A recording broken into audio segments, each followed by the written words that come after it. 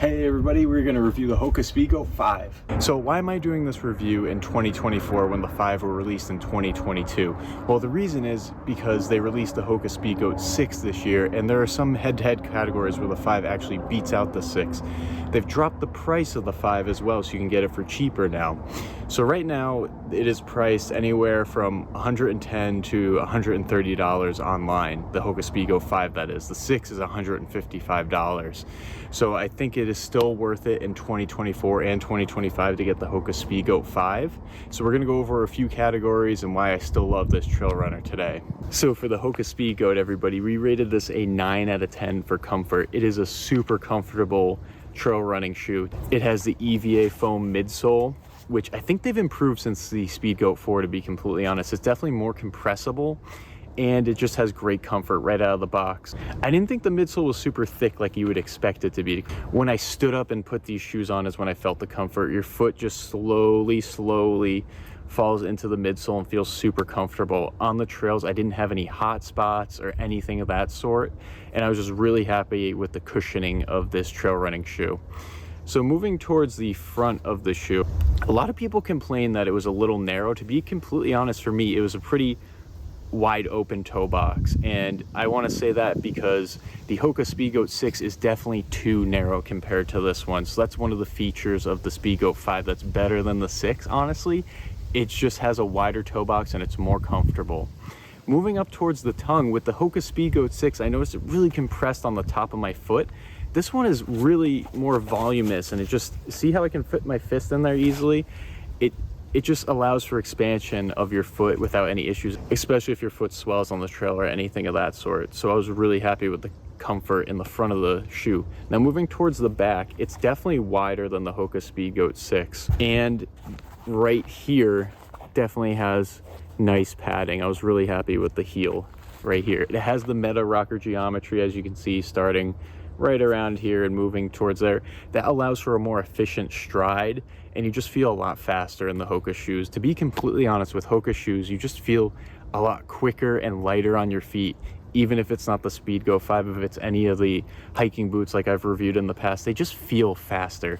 I think it's because of how they construct their midsoles. They're nice and thick, but they're not super heavy, and it just allows you to move swift and quickly. So overall comfort, was really happy. We weighed the Hoka Speedgoat 5 at 11 ounces, which is pretty impressive for a trail running shoe.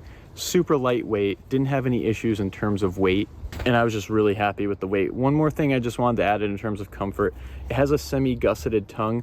I didn't notice any debris entering my shoes. Some people were complaining about it, but when I was on the trails, I didn't have any sort of debris, so it was a nice and well sealed up for me. Traction, we rated this a 9 out of 10. The grip on these are amazing. It's got the Vibram Mega Grip sole like the previous Speedgoat 4 has had. As you can see, they're multi-directional.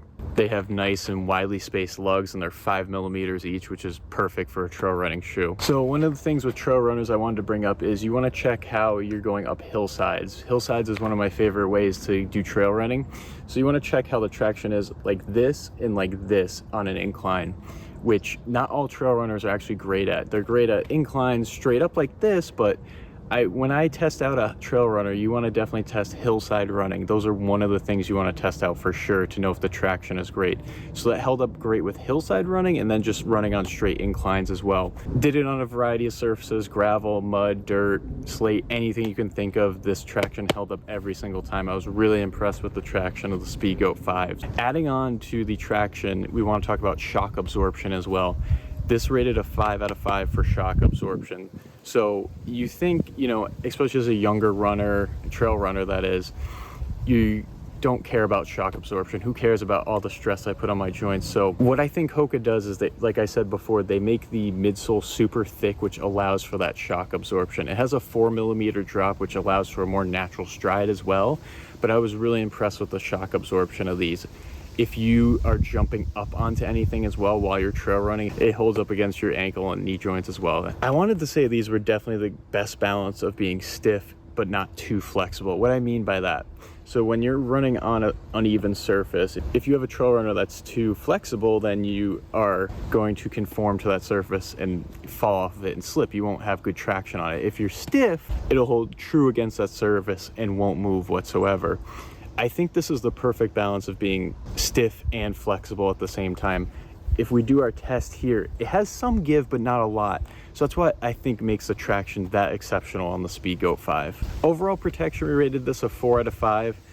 The synthetic material is pretty flimsy here on the sides, to be completely honest. It does not have a rock plate at the toe cap either. It has a little rubber toe cap here, but as you can see, look at me just pressing in here. So you are at risk for sharp objects when you're running.